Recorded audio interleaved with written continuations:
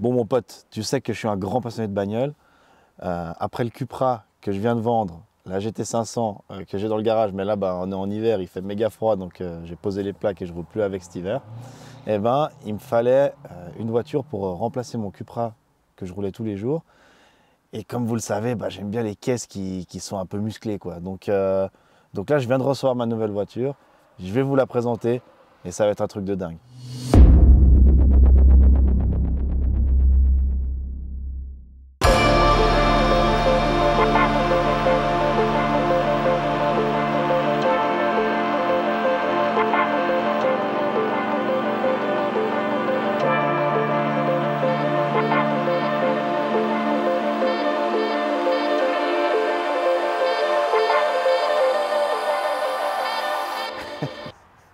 Bon, je suis vraiment désolé, vous avez certainement cru que c'était une M, mais du coup c'est que un pack M.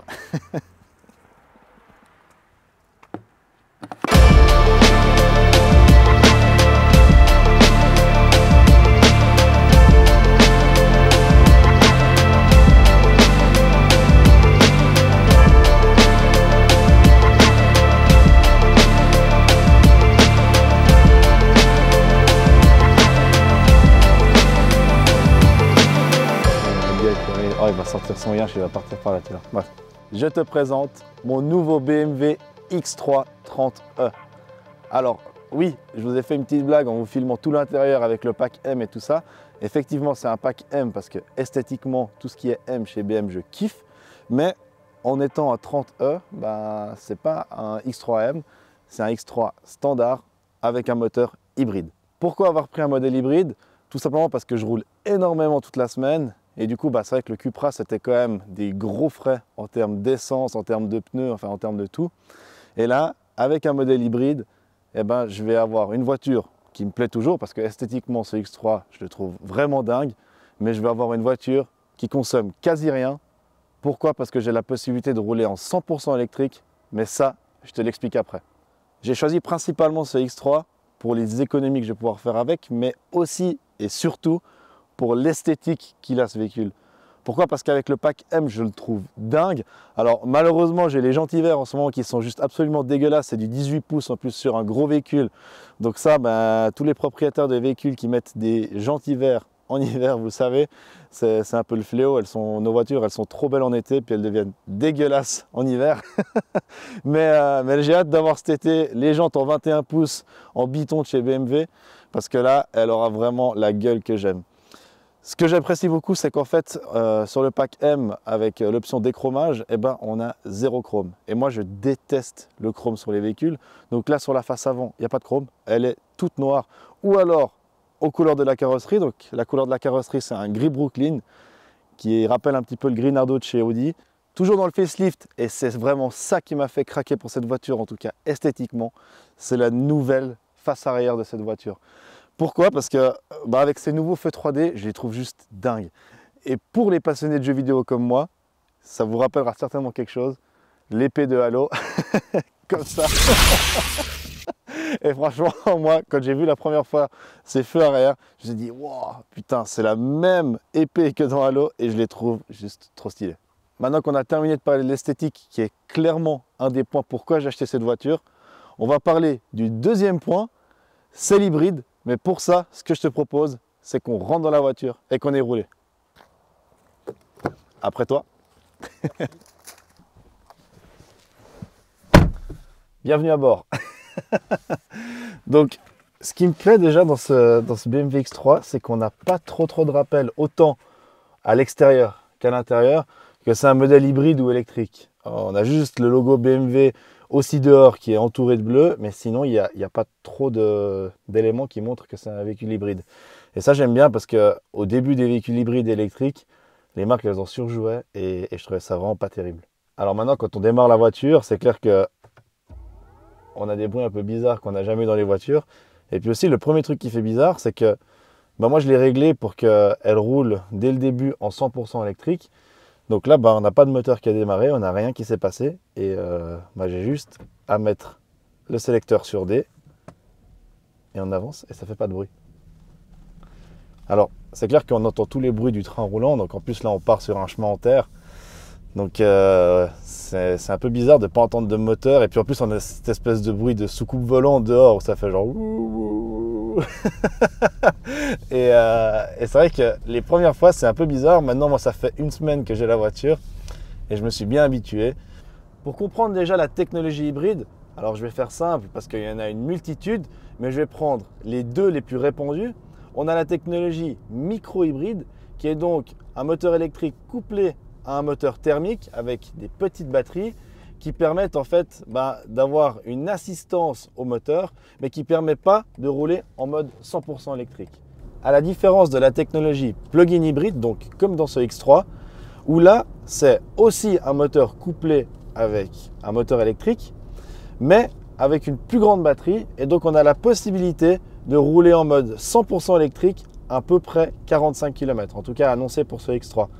Et ben moi ça fait maintenant une semaine que j'ai ce véhicule, c'est pour ça que je voulais attendre un petit peu avant de vous faire la vidéo du test, parce que j'ai pu vraiment bien le tester pendant cette semaine. Et ce qui est sympa, c'est que mon travail est à peu près à 20 km de chez moi.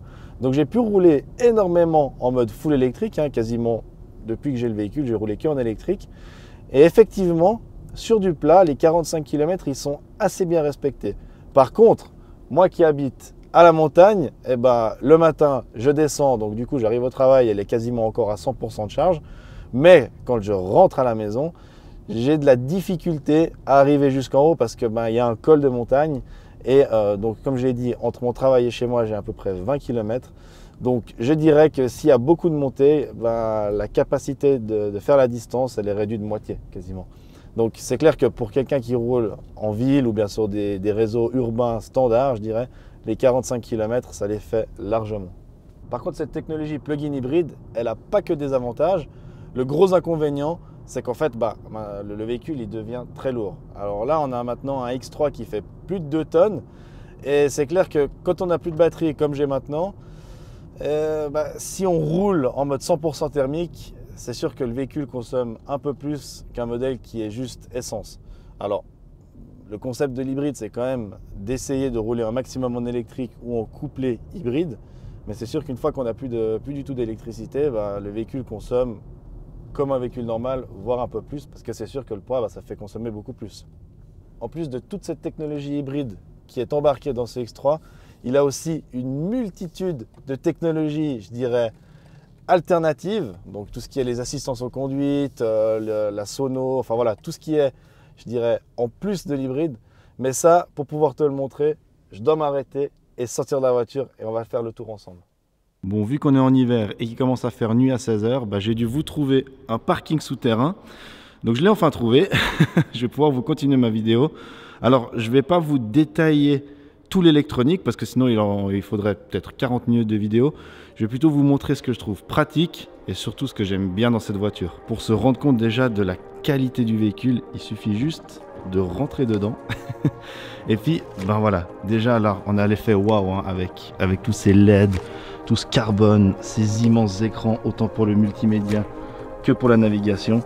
Et franchement, déjà là, on sent qu'on est dans un véhicule premium.